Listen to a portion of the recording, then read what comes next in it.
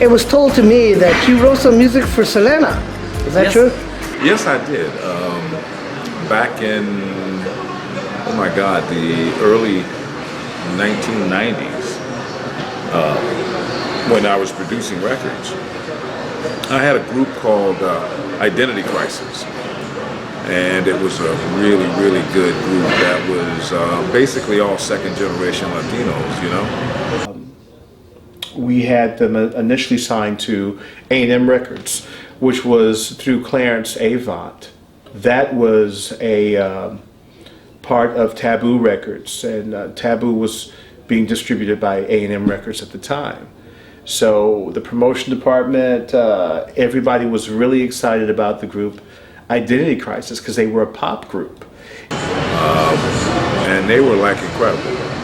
And they got so much attention, they were signed to Motown.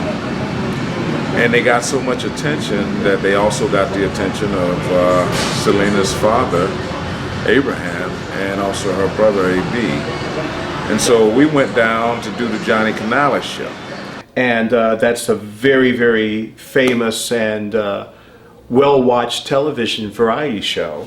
And we were invited to come back to their ranch or their compound and, play some songs for them and show them what we would have in mind for Selena. Now her record company, EMI, they had talked about the possibility of us working with her, so they really wanted us to meet with them. So we had a great vibe, we played a couple songs that we had written for her, and it looked like we were going to do something. And keep in mind, it was kind of,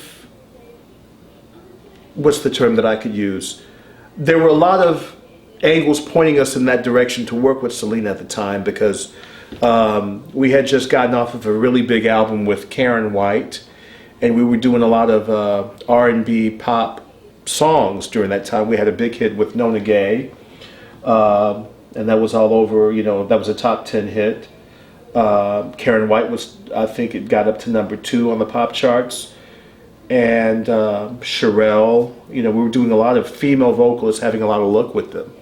So the idea for EMI Records, which was Selena's label, they really wanted to do an English pop record with Selena.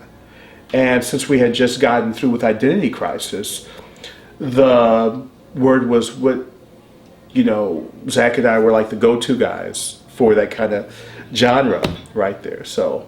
And tragically, a week later, after we returned to LA, she was murdered.